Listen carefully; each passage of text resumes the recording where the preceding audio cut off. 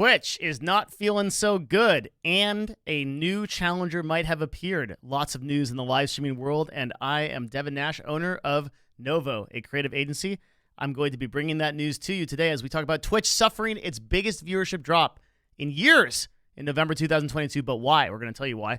With an average concurrent viewership drop of 7.9% from the last quarter, and an average of 2.58 million concurrent viewers watching Twitch in quarter two, down from 2.8 million in the previous quarter. And year over year, average viewership has decreased 14% from 3 million concurrent viewers in quarter two of 2021. That's a pretty big deal. That's a lot of viewership decline. We're going to talk about why that is, and also the announcement of this new platform that may or may not be competing with it, which we'll talk about also. So why has viewership on Twitch dropped? We're going to begin there, and we're going to bust out the good old notepad.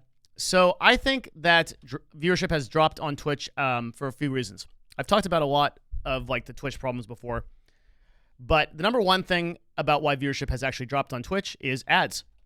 Ads are just way too many on the platform. So if you have been following news about Twitch, Twitch recently announced that they would be reducing the amount that special creators get from subscriber revenue. Previously, it was that most successful creators on Twitch at some point were offered a 70-30 split for subs. They have announced that those times are over, and they're going to be withdrawing those from the vast majority of creators and only giving people 50-50. And they cited that the reason that they want to do that is because their server costs are too high, and they basically can't afford to run the platform. And that was in a letter by Dan Clancy, the president of Twitch, who said, yeah, like our server costs are too high. Literally cited the costs from it requires for them to pull the data from IVS, which is their service that is their backbone for Twitch. And they said, okay, we can't afford it. So instead, how is Twitch planning to shore up the amount of money that they're losing every month for Amazon? Well, they are going to run a ton of ads. And they introduced what is called the Ad Incentive Program. The Ad Incentive Program, or otherwise called AIP, is a program for streamers to basically run more ads and get paid for it. And instead of the flat CPM, flat rate, basically every 1,000 views was paid a flat rate for ads on Twitch, they are now offering 55% of what Twitch sells the ad for. And they say that this represents a 50 to 100% increase in ads. And indeed, the ad incentive program has been a pretty big increase in revenue for everybody, and I think has been a success. And I was a fan of the 55% rev share in my videos, and I'm still a fan of it now. I think it's great.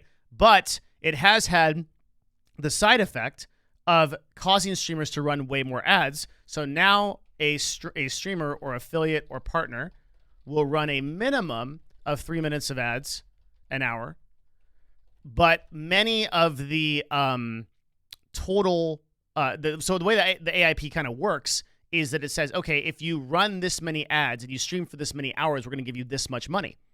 So what's happening is that once you run, let's say 3 minutes of ads an hour, it'll say, okay, great, now run 4 minutes of ads an hour and get this amount of money. Now run 5, 6, 7, 8, with some streamers now running 8 and 9 and 10 minutes of ads per hour, right? Now that represents a significant amount of your content, right? 10 minutes out of every 60 minutes is a ton of ad coverage, actually more than traditional television, which usually clocks in at like 16%.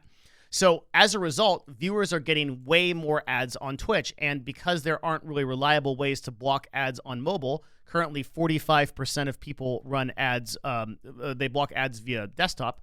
And some other people have Twitch Turbo, which Twitch tries not to talk about. Most of the people on mobile, which is like 60% of the people watching Twitch, are just like getting literally 6 minutes straight of ads sometimes. So ads are just killing the platform, but there's no real way for Amazon to go because they have to monetize the platform. They have to make money for it. So streamers have to stream more ads. Amazon's got to figure out a way to get people paid and get themselves paid. And without these ads, I don't see a way out of this. So Twitch viewership is just going to keep declining. And the second thing that people don't really talk about is what I call the marketing strategy curve, which is not a official term that I invented. It's also called the adoption curve in some circles. If you take a look at this graph right here, you'll see that this is how basically every product cycle works. So here it says, hey, I got to be the first to try this. There's like 2.5% of people that are going to be the very first people to try a product. Those are your people that started getting on Twitch at like 2011 when OBS wasn't around. There was like Xfire, and you like were the first streamers on the platform. Then 13.5% of people will be like, this is really cool. I'm going to kind of adopt this. And then you'll notice that there's a chasm here between every one of these kind of like hops, okay, to get over to this next group of the market. This represents 100% of the market. With the people over here, like these are the people that still don't use credit cards. They don't like, they trust like checkbooks, and they're like, yeah, I don't trust them. I don't trust them cards. I don't know about that. It's the bank trying to steal us. You know, those guys. Those are the 16% over there. So right here on the 34% and the 34% here, this is your main market, also called a TAM, total addressable market. This is the most amount of people that you possibly can reach. You want all of your products to get into this category. So like Netflix starts out here. Some people pick it up. Sure, live streaming services for like movies and content. I'll give that a shot. Then it goes into the 13%. Oh, this content's actually cool. Let me talk about it. Now, normal people watch Netflix like every day, and nobody has any problem with it. Even skeptics watch Netflix, and it basically has 100% of its addressable market. And now it has to share that market with competition like Hulu, like Amazon Video. So Twitch has gotten their product successfully past the visionary stage, but unfortunately is having a great deal of trouble converting people that are the pragmatists and conservatives, especially conservatives and skeptics. These kind of normal people just don't really want to watch Twitch. So a lot of the total addressable market for live streaming doesn't want to watch Twitch. Now, why would that be? Well, it takes the average viewer on Twitch watches it for 105 minutes, which is an absurd amount of time. And the amount you need to know to kind of plug into Twitch and understand the culture is too high for a barrier for normal people. Whereas a platform like TikTok basically instantaneously converted into its entire total addressable market. And that's why it has 2 billion users. Twitch has not been able to meaningfully increase its viewership, and none of its marketing has really succeeded in like gathering people who would normally watch something like YouTube, because a live stream is a big commitment. It is a high amount of minutes watched to understand that broadcaster. And you need to understand a lot of like emote culture. You need to understand a lot of like how Twitch runs. And you have to be there a lot, because on live streams, things that are funny and eventful only really happen in the moment. And sure, you have clips, but like the whole idea of a live stream is like experience. Otherwise, you just watch a YouTube video. So Twitch hasn't been very good at adopting a lot of this more addressable market. And as a result, I think those two things are declining viewership. And the number 3 thing that I will say, and this is more of a kind of personal bias, is that I just don't think the content is evolving that fast. I think whereas on YouTube, you have people and creators like Mr. Beast who are really pushing the content and video. You can just do so much more with video. And we're going to call this section content evolution. You can do so much more with video because you have so much more time in post to edit things in. It's not even just like the idea of like editing, the power of editing something on top of a video. It's also just the idea of being able to film things in segments and put them together. And so if you're going to create a live event, the live event itself will just be better produced at the end because you have so much more time. Whereas with a truly live event that would be shown on Twitch, you got to get everything right in one take. And it's tough. Take it from a person who makes 45-minute videos on one take, right? It's difficult. So content evolution is just sort of, we're kind of sitting in the same meta that YouTube sort of had to surpass. YouTube has now passed into like the Mr. Beast, Mark Rober meta of like producing these really high quality videos that are super interesting. And previously YouTube was like reacts content. It was like more like sort of like, I don't know if low quality is but like low effort type of stuff. And we've seen Twitch kind of sit on that reacts meta because that's kind of all you can do on a live stream. So like someone like me personally, it's just not interesting to me. I think as people kind of age out of Twitch and they get up into their like late 20s, early 30s type of thing, they start getting less time, right? And they start kind of entering into these like these more like normal like life market type stuff. all the stats that we've run on Twitch show that like people have an enormous amount of time and not much disposable income. They're generally like really heavy gamers. They watch Twitch for like long periods of time and to follow like the drama loops and stuff like that. You just kind of get out of that stuff when you sort of age up. And I think for that reason, Twitch is having a harder time onboarding the younger audiences, which have gone to TikTok. And they are having a harder time retaining those older audiences. And so I think this viewership is going to just decline. And there's not really any dramatic thing to say about this. It's just like, yeah, it's kind of like the death of every platform, right? It's just like, and when I say death, that's a real dramatic and extreme statement, because Twitch isn't going to die. It's just not going to really grow or ever kind of become anything. And if you look back at my videos where I said, like, this is like the future of live streaming, even as early as like 2019, I said this, right? Like I just said, Twitch is not going to have this like supernova flare out where it just blows up. And like barring some kind of like government regulation, it's just not going to be able to address a market that ever makes it as significant as a platform like YouTube or TikTok. It'll have its place, like live streaming will have its niche, but it will just not really ever grow to something that everybody is talking about and understands. The barriers are too high, the total addressable market is too low, and they are just struggling too much with profitability. It's just too hard to live stream and encode content and then find a way to make enough money off that. It's extremely expensive to do.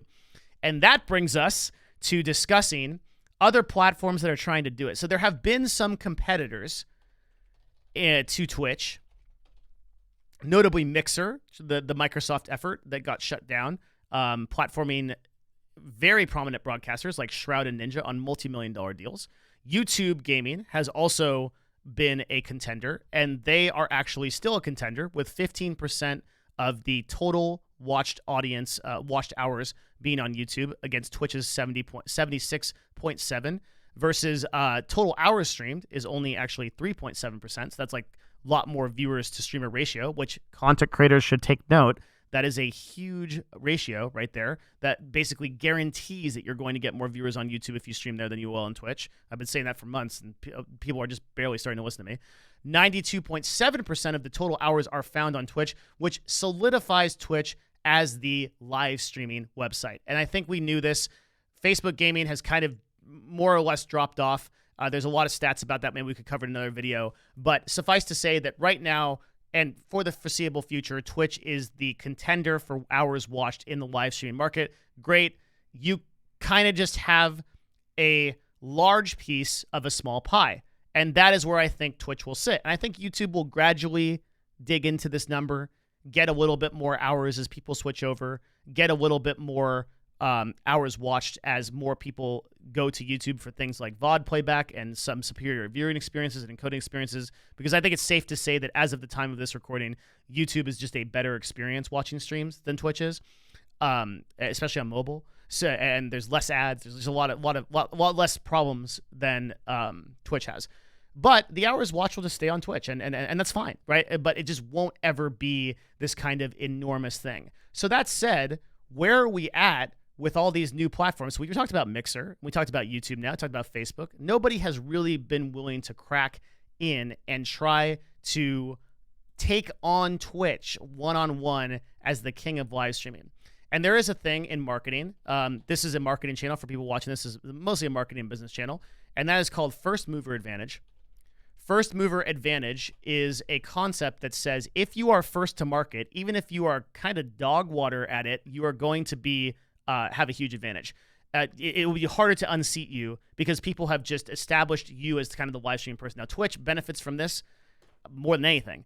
Twitch was first mover, and they got all of the live streaming pie, and then everybody else came in way later. And so as a result, Twitch really holds on to that and is just the live streaming place to be for video games and for kind of the internet and internet meta and reacts content and that sort of thing. It's worth noting that TikTok Live has been coming up as a IRL competitor to Twitch, and a lot of people don't track TikTok Live numbers. We at our agency do track TikTok Live numbers, and I can tell you that IRL is already more successful on TikTok Live than it is on Twitch. So TikTok was able to breach the marketing adoption curve, it was able to hit these people, and then it was able to introduce live streams to them in a totally different way. If you go to TikTok Live and you go look at the streams, there's stuff like stores, it's stuff like people throwing balls into cups, people streaming on a boat, people streaming on a plane, and you see very little of that on Twitch. There's a lot more of that on TikTok Live because it appeals much more to normal audiences. So TikTok Live is a interesting future competitor.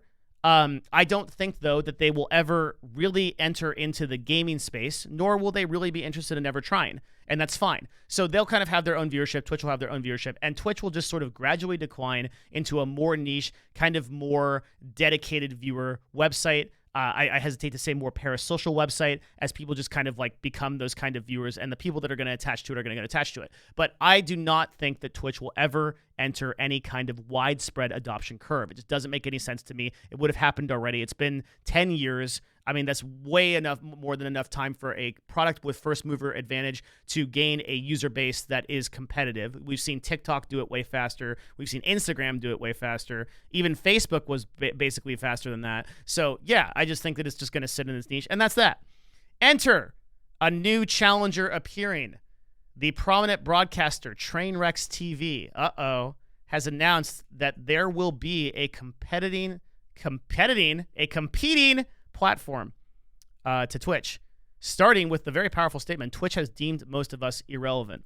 Whoa. So Train has said that there is a new website called kick.com that is going to be competing basically pound for pound for Twitch. And he justifies this by this announcement here that we're going to go through. Now, it is very important that you understand my biases. That is something that most YouTubers don't do, and I'm going to do it for you right now. I co-host a podcast with Trainwrecks TV. Also, my agency, Novo, has represented and can represent currently Trainwrecks in agency deals. Now, that said, I do not participate in any gambling, and I don't make any money off of gambling, and my agency has not made a single cent off of gambling. And it will not, because I don't allow that. And I quit Twitch about a year ago, opposing gambling and changes that Twitch was making, and I made videos about that. So, despite all that, you need to know Trainwrecks is a friend of mine. I have every incentive in the world to tell you that this platform is going to work. And more importantly, I have every incentive in the world to tell you that he's a good dude, because I actually believe that. That said, I think that one of the main criticisms of me in the past has been, how can you say that you don't support gambling, but yet you support somebody like Trainwrecks who gambles all the time? And I'll just address that very quickly before we get into his platform, because I think it is responsible of me in these videos to tell you what my biases are. So I believe that you can stand with somebody that is your friend and disagree with something that they're doing. For some reason on the internet, this seems to be a very hard thing to conceive.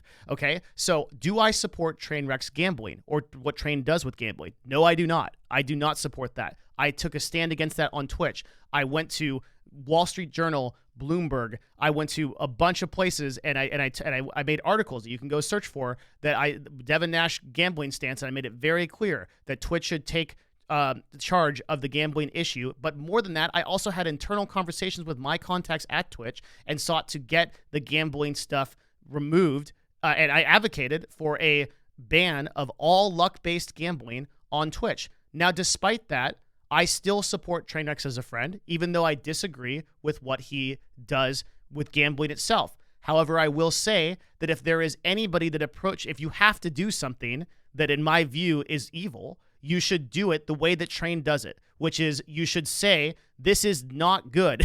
You should not do this. I'm not kidding. And you should post your losses, and you should use real money.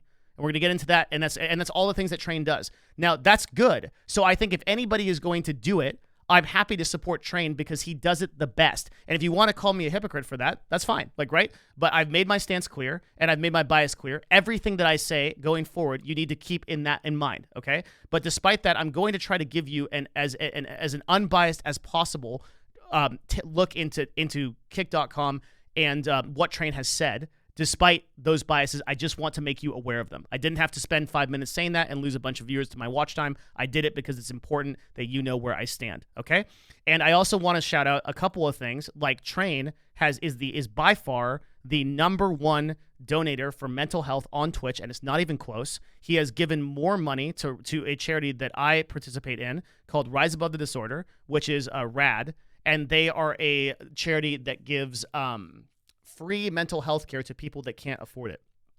Trainwreck's announced that he would have a fund that he personally donated hundreds of thousands of dollars to, in addition to tons of therapy that he himself has paid for. And that's just the stuff that he makes public. I know all the stuff he does privately, and I can say with total confidence, there is not a single broadcaster on Twitch today that contributes to charity to the degree that Trainwrecks does, and it's not even close. Some other people used to. There have been broadcast, but a lot of them have moved. So Dr. Lupo, people like that.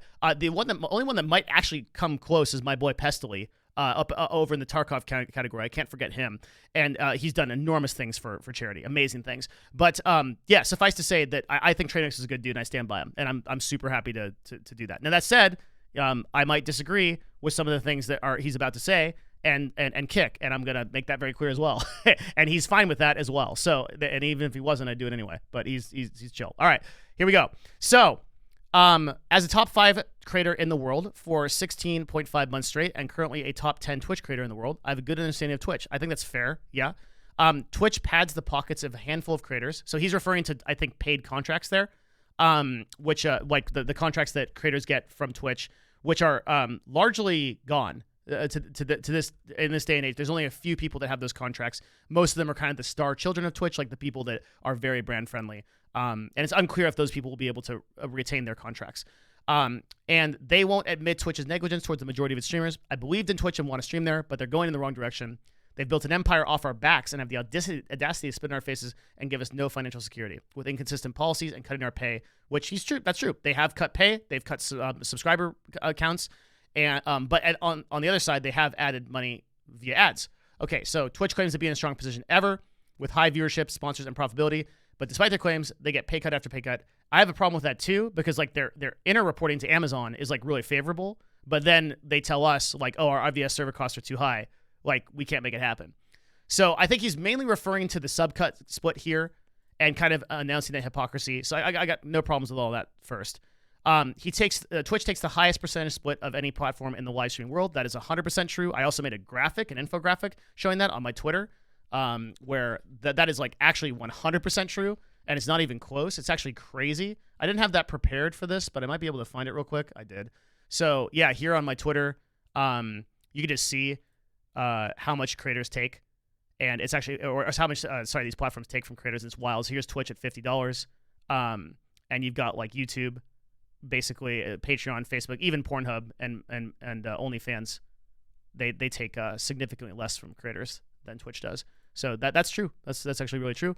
You'll only receive $2.50 of the subscription, and I don't believe it's right to take such a high percentage of what a streamer does. And I totally agree with that. I think that Twitch at a minimum should be 70-30, especially because the amount of money that Twitch actually takes home from is not from subscribers; it's from ads. So like. It's not fair that Twitch like holds subscriber revenue hostage, because that really should be the thing that Twitch gives to other people, and then they should write that off as a loss for Amazon Prime, and then they should give everybody 70-30, and then they should try to make ads as much as they can. So anyway, Twitch does no marketing for streamers or discovery and limited help in building their business. So pretty much these are all kind of DevinNash takes, right? Like this is 100% true. There's absolutely zero discovery on Twitch. If you start a stream from 0 viewers, you have a $1 in $15,000 chance of ever even seeing minimum wage for that year, right? Less than a chance of winning the lottery.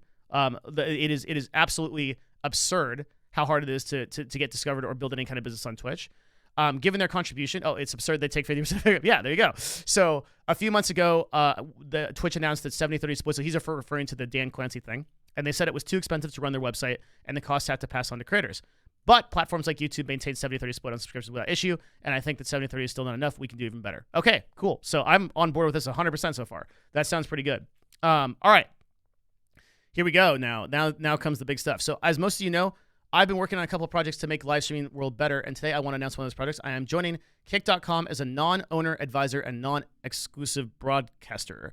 I'll work to help creators succeed where Twitch has failed them, starting with a 95% split of all subscriber income. Woo! Okay. So, big things here. Non-owner advisor and non-exclusive broadcaster. That's intentionally written. That means that he doesn't have equity, and I think that's probably important, because it sort of separates him from the business of Kick for whatever reason. That probably means he's getting some kind of paid deal from Kick. and he is not actually an owner and has probably chosen not to be an owner, as I'm sure that somebody at Train's level would be offered that. Now, if you go to kick.com, which I'm afraid to do right now because it is, let me go on the other screen and then see if I get anything that I do not want to see. So if you go to kick.com, you're going to notice that it is eerily similar to a website that we all know and love. Except for me, I'm not sure if I know and love it. Looks very similar to another website.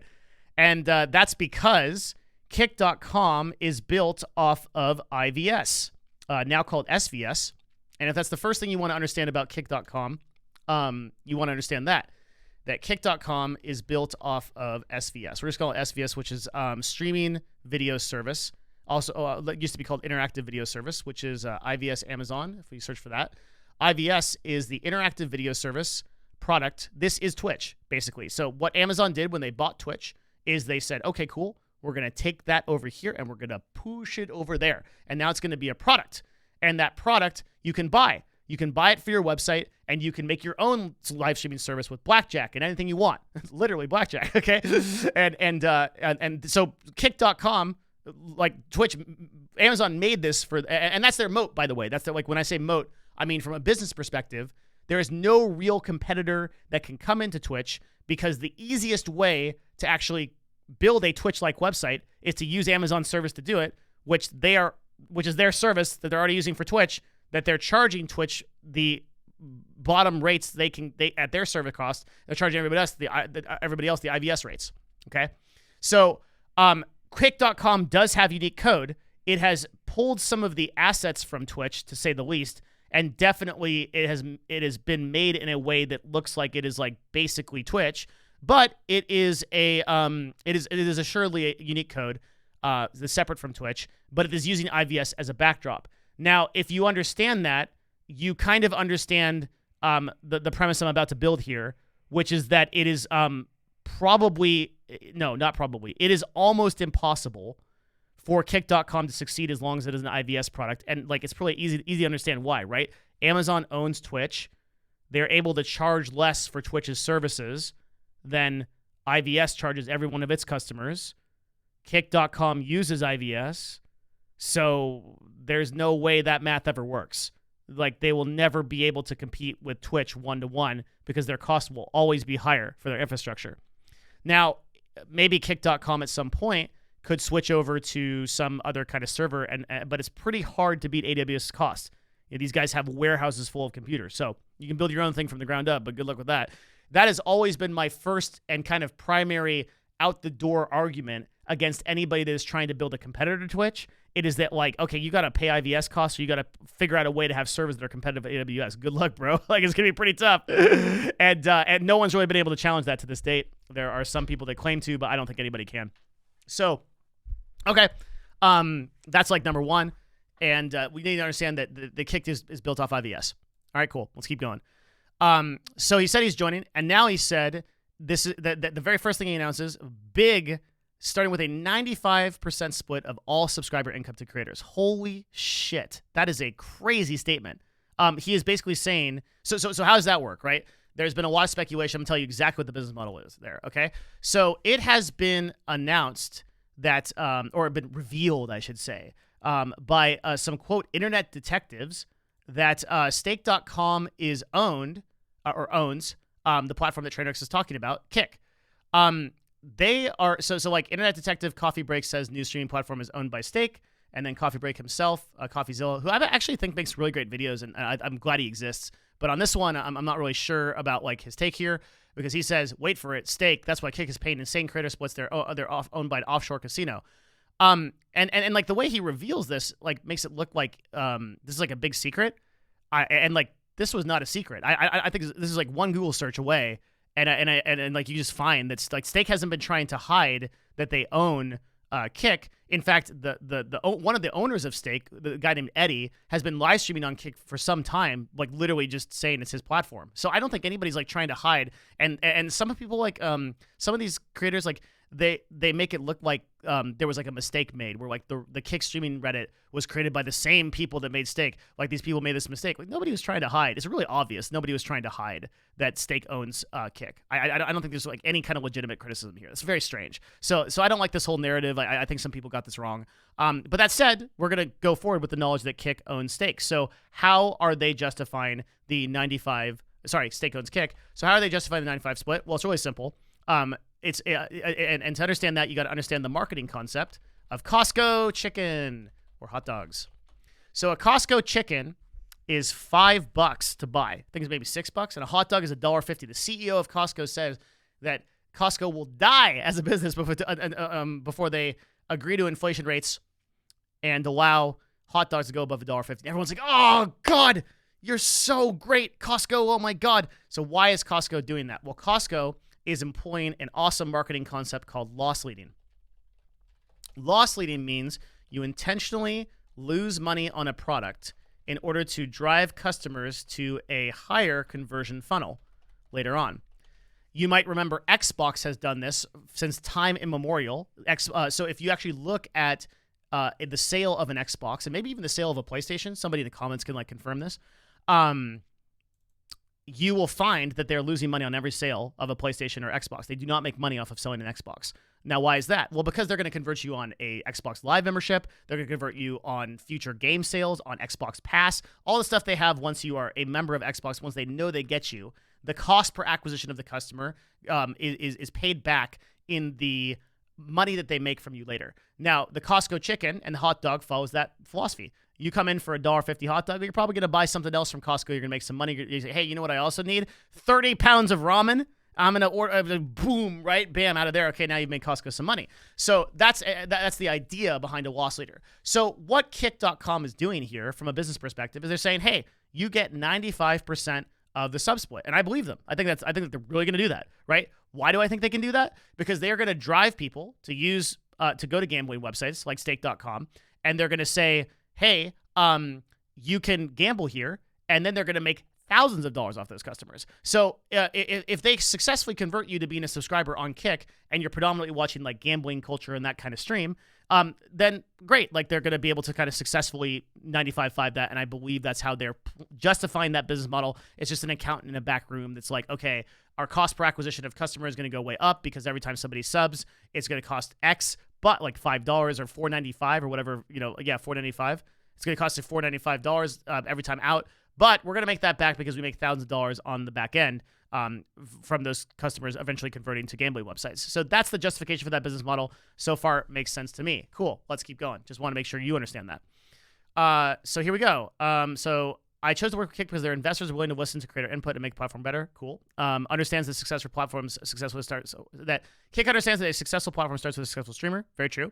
I've worked with their team to create these benefits that no other platform has, and these features will roll out in the near future. So notably, Kick is a enormous beta. And I mean, it is like the beta of a beta. I mean, it literally just like looks like Twitch, right? So, and like as soon as Train announced this, as of the time of this recording, this was yesterday, people started making porn accounts. People started breaking things. Like, so, okay, that's a beta. Okay, so all right, we know that. So these features will roll out in the new future. Currently, not even a sub button works, so it's gonna take some time. So there's the 95 to 5% subscriber split. We explained that. That's a loss leader. 100% of all tips made on Kick will also go to the streamer.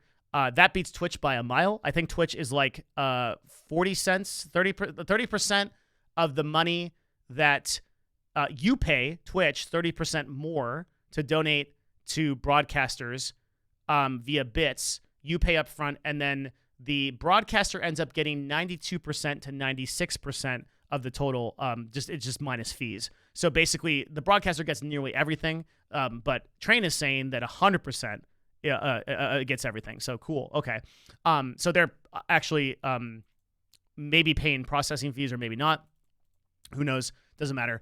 Point is, this is another loss leader. And also, the whole idea of bits on Twitch is something that I'm just kind of like fundamentally not about, because previously the way that tips worked on Twitch was I go to PayPal, I click the button, I give money to broadcaster, I pay processing fees, and I'm a done deal. It always didn't sit well with me that Twitch was just kind of like trying to shoehorn themselves into that with the bit system. Like they're just literally collecting money off of your back as a supporter of a broadcaster. And I don't really care if it goes to the streamer or the broadcaster. I would argue that like the 30% more is like money out of your pocket that you might have otherwise given a broadcaster anyway. Maybe I would have given them $1.30 instead of $1. I hate the bit system. I think it's so unfair to broadcasters, and I think everybody should bypass it through PayPal. So I just don't like it.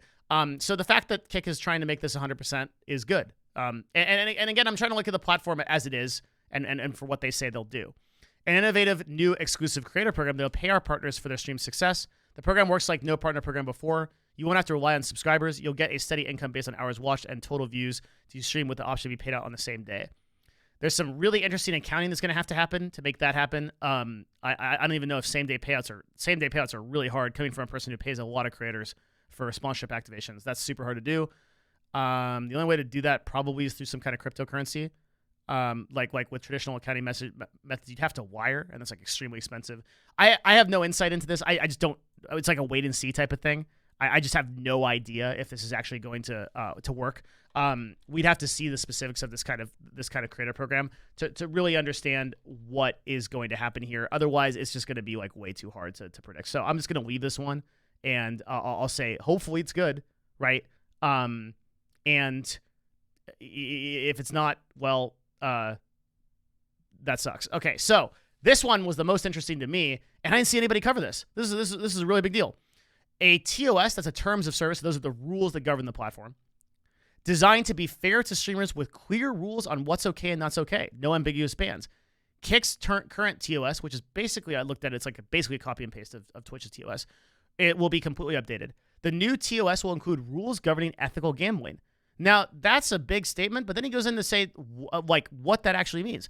Fill balances must be disclosed. So to be clear, what that means is that if you are, surprise, some people that gamble, they don't actually gamble with real money. That money is paid to them by the casino, and then they act like they won a lot of stuff. And a very large number of Twitch streamers do this. Train is one of the people that doesn't do this. I know it for a fact, but I know the other streamers that do. This is not a drama channel, so I'm not going to shout them out. But there are a lot of broadcasters that did that in the past and currently do that to this day. It is one of the reasons that I stood up against gambling. It is so unethical that the casino gives you $500,000 to gamble with, and then you win some huge amount, but you're winning either way. You're not actually losing because the casino is paying that. That's what a fill balance is. So if it is true that fill balances are being disclosed, that's a big deal. No wager locked giveaways or code locked giveaways also means that the way that works is if you do a giveaway that's like, hey, I'm going to give everybody $1,000, but you got to use my code and you got to sign up for like this website, this gambling website. Well, okay, then that obviously is incentivizing people to go to that website. And no lying to audiences regarding the reality of gambling's losing nature. Whoa.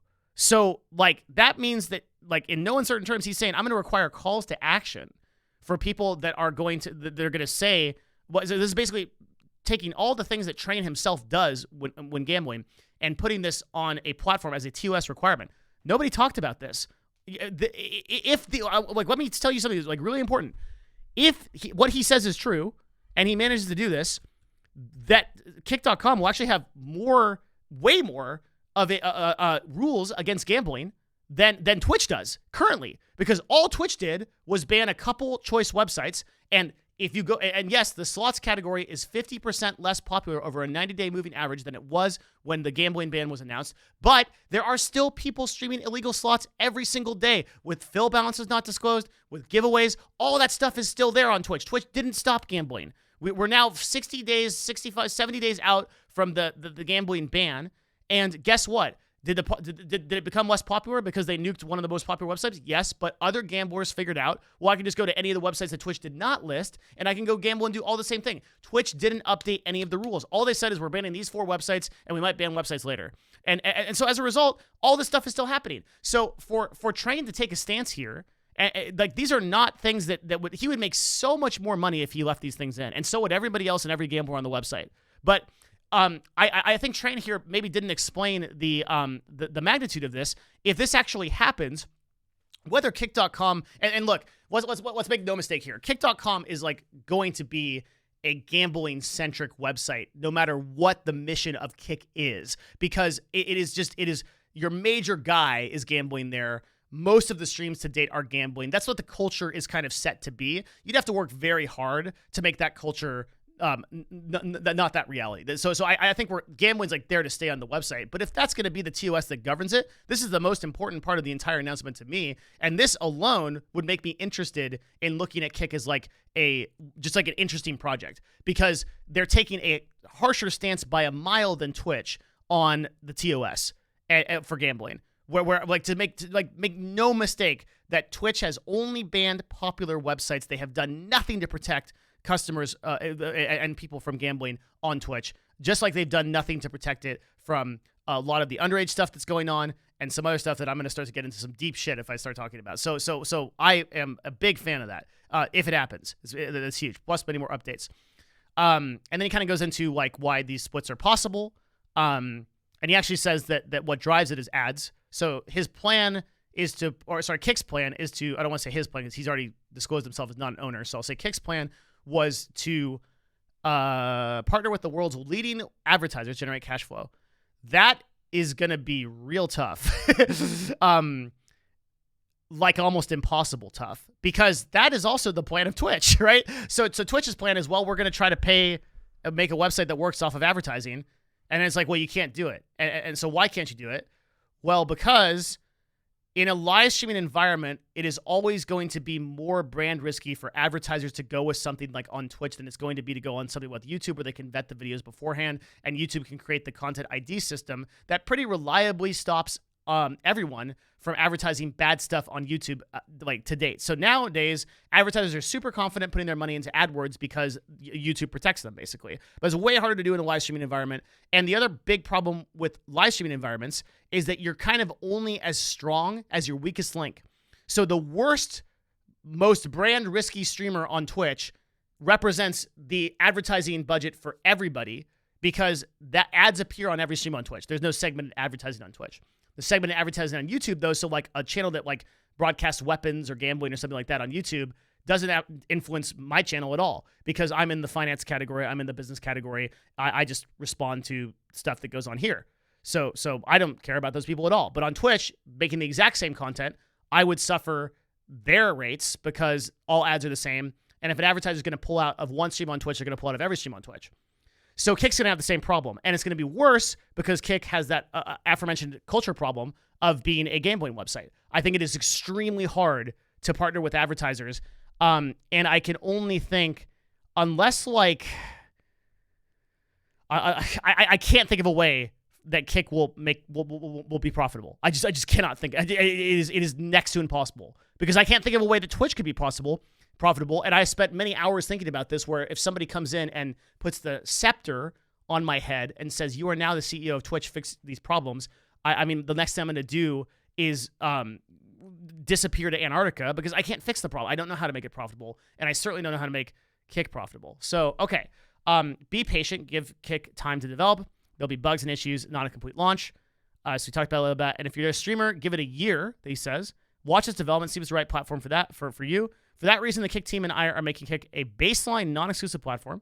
So we put the power to decide if you want exclusivity or not. If you want to pursue exclusivity, we'll give you a paid contract, basically what that says. Finally, Twitch lost its grasp on reality. Used to feel like a place made by us for us, but they built their empire and then forgot about us. And the reason that Twitch became the first, the number one platform in the first place was because of the creators. Totally agree, actually. And Twitch is huge creators with paid contracts. Not just for them, but for small, mid-sized creators, we're going to create a better platform before Twitch lost its way. So the baseline exclusive thing is interesting, because I have long touted the benefits of multi-streaming, and I feel like there is no reason why broadcasters shouldn't multi-stream in this day and age. There have been I've just done so many videos about this that I'm just not going to like divert into this subject, but suffice to say, like, we have literal just stat proof after proof after proof that broadcasters will increase their viewership by multi-streaming. There is literally no reason to stream on one platform anymore. You should use a service like Restream.io, which I'm not affiliated with at all. I think it's the best one, Restream.io, where you can easily split your feed into a Twitch stream, into a YouTube stream, into a TikTok live stream, and now you have permission from Twitch to stream on TikTok live and platforms like Kick. You just can't stream on YouTube at the same time, and I think Facebook. So if you should take advantage of that, right? And even if you didn't have permission, if you're an affiliate on Twitch with 5 viewers, do you really think they're gonna like come at you for like streaming on YouTube at the same time? Like, is there someone, there's a human that's gonna come get you for that? No chance, right? Like, there's not even humans that talk to the largest partners anymore. So multi-streaming is great, and I don't see a reason why Kick shouldn't be a part of other people's portfolios as every other platform is, unless they show in the future that they can't do these things and they are willfully harming people, which doesn't seem to be the case. Now, what am I missing here? So, not much. Yeah, I think that the absolute best take on this that I've read is from my buddy, a guy named CoCarnage, who's a pretty wholesome streamer, and just a guy that I'm just a big fan of. I think just runs his stuff way above the board. Super professional. Love this guy. Says, not going to lie, a lot of this seems so good, it's unsustainable.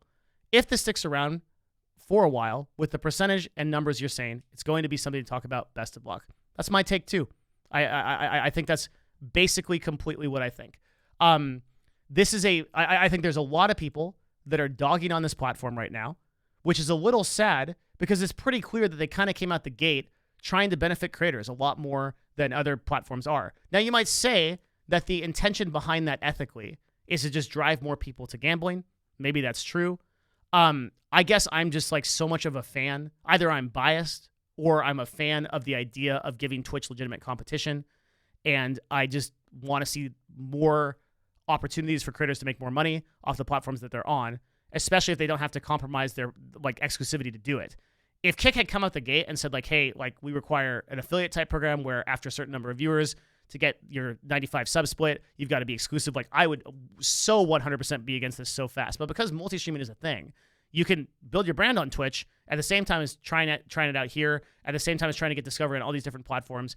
And you can try it out.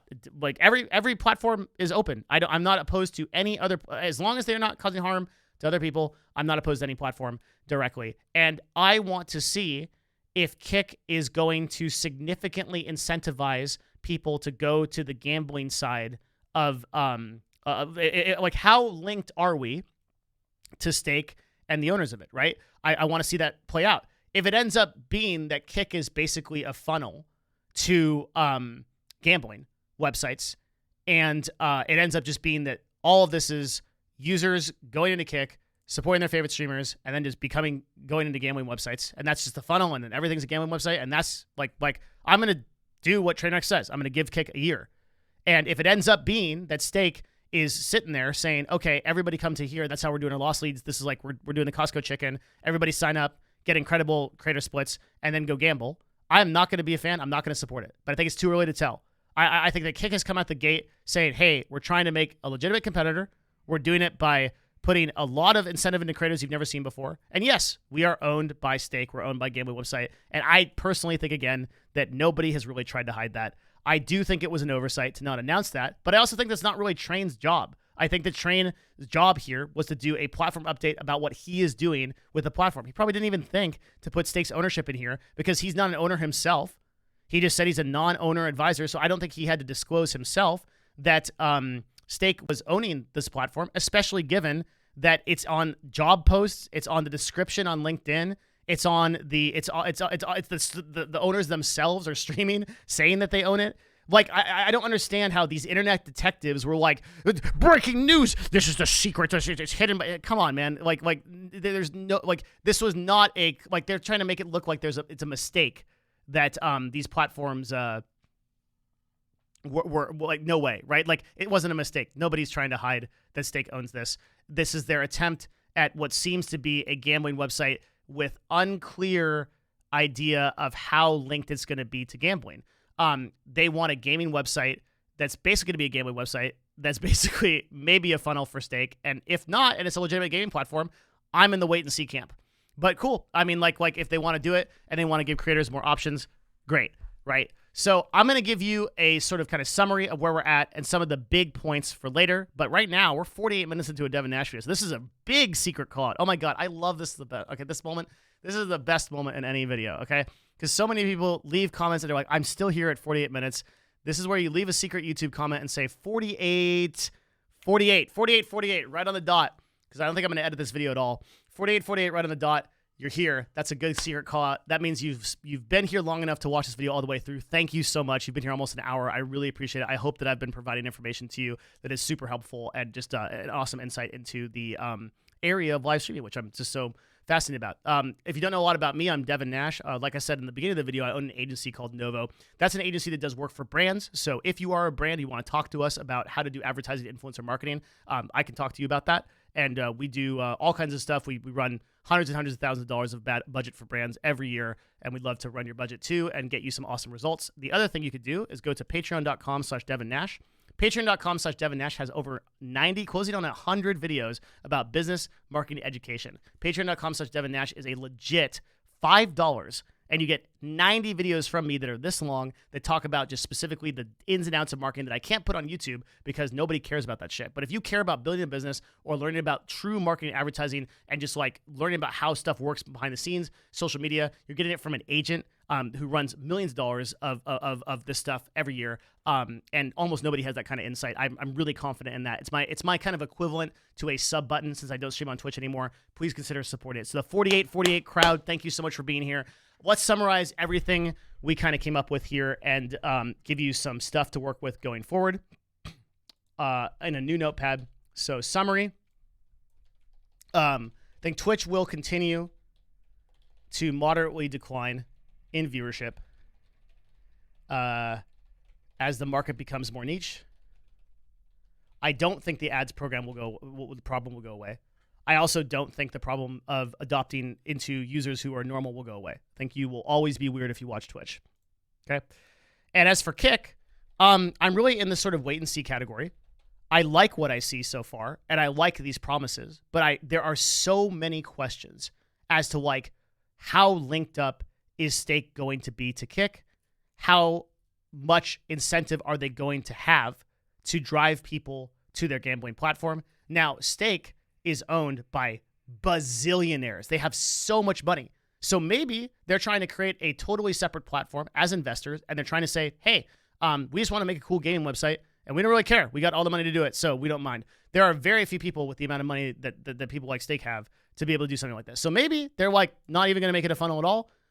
But most of the people that have that kind of money, they have incentive. They understand like, okay, I want something to be profitable. I'm in it for that. So probably become some kind of funnel in some kind of way. But sure, we'll do what Trainer says. We'll give them a year and we'll see where it goes. I also think that there is zero chance that this ever becomes profitable. And when I see zero, I mean it. I think there are if I was Doctor Strange and I meditated 3 million times on all of the possibilities in the multiverse of Kick becoming profitable, I don't think there's a way we beat Thanos. I don't think there's a way that we ever get to the point where this is profitable. There is just no world where that happens. Like Twitch building collapses, all the people decide they don't want to work there anymore. And everyone leaves. Even then, I just can't see the reality. For all the reasons we said before, it is just too hard to monetize, especially off of the back of IVS. If you can attract the world's greatest advertisers and you're willing to take a loss for the next like 5-10 years, who knows? But as of this current time, I just don't think so. Some people are saying that because of like DMCA and like some of these other issues that are popping up on Kick, that might be what actually just shuts down the website. Maybe Twitch goes and shuts down the website. I don't think that's likely. I mean, right now, Amazon has every incentive to keep Kick.com running because they're literally using their backbone and paying for it. So I don't think that Amazon goes after them. I don't think that DMCA is a thing either. DMCA is one of those things that sounds really scary. Even I got on this train for a while where I was like, yeah, DMCA is like super coming. I still think there is like a kind of singularity moment where DMCA more or less like nukes somebody really big on Twitch, and then we're all talking about it, and you'll see a DevinNash video 100% when that happens because I've warned about it for years. But for the most part, DMCA is kind of one of those things that lawyers get to kick around, and it sounds really scary and might one day end everything, but realistically in practice just affects almost no one. You're just taking an infinitesimal risk every time you stream with like illegal music and stuff like that you might wake the bear and then you just immediately die. It's kind of like equivalent to like walking around on the street and just getting hit by an asteroid. It can happen to anybody, but is it likely to happen? Absolutely not. So in the same exact way, I don't foresee any like DMCA stuff kind of like ending the Kick thing, just because like If it were, they go after Twitch. They go after any of these huge creators that are playing 50 Cent and any of these other huge creators, like music creators. They go after them first on Twitch or on bigger platforms. Okay, Twitch is going to have to solve that problem long before Kick does. I don't think anybody will even care. So I don't think that that's really a looming threat. It will hit some major streamer first. I also don't because they're using their unique code. I also don't think Twitch will hit them up for the like any kind of like plagiarism, and like the site looks exactly the same. It's like, hey, copy my homework and like have it over here. But a lot of stuff is like that. I think that's probably fine. It'll probably change as it goes on. And yeah, I just think that the most likely outcome for Kick is a DOA product. It's just dead on arrival. It you know, Train probably does decently well there because he has an established audience and because he's Train. Like Train has insane engagement, like maybe better than almost any influencer out there in the Twitch world. So Train probably does okay. Some people coming over probably get some kind of audience to do okay. But the user acquisition without a firm marketing strategy is going to be extremely hard, if not impossible.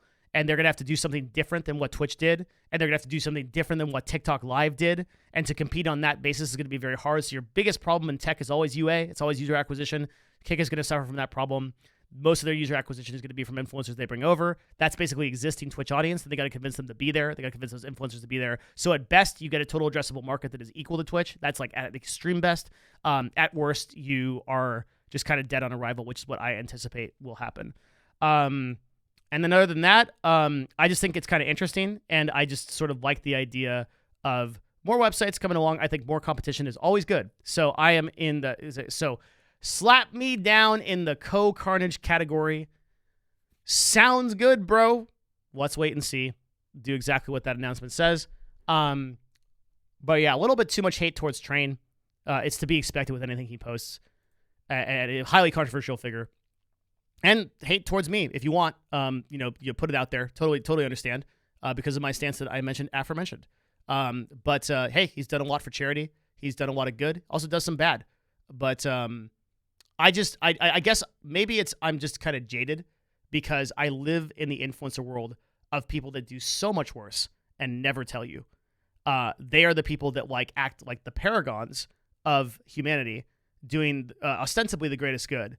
But in fact, I don't think anyone sees what they have behind the scenes. And if ever I wrote a book one day when I was retired and I had the last ticket from Elon to go to Mars and I was never going to see you all again, I will drop the DevinNash manifesto of every tier 1 creator and all the evils they have committed in this world. And you will see, I think, that Train is not that bad of a guy in comparison. He's a lot less gray than a lot of the other guys. Anyway, that's my take. That's where I think Twitch is at. That's where I think Kick is at. That's where I think new platforms are at. And if you enjoyed this basically hour-long video, you got to leave a comment and let me know, okay? Because I do read them. And if you leave a hateful comment, I will read that too, and I'll be happy for your engagement. Thank you everybody for coming out for this, for supporting this whole thing we do. Oh yeah, check out discord.gd/Devin where we'll be discussing this video and all the ways I'm wrong and right, I'm sure. Thank you, everybody. Bye.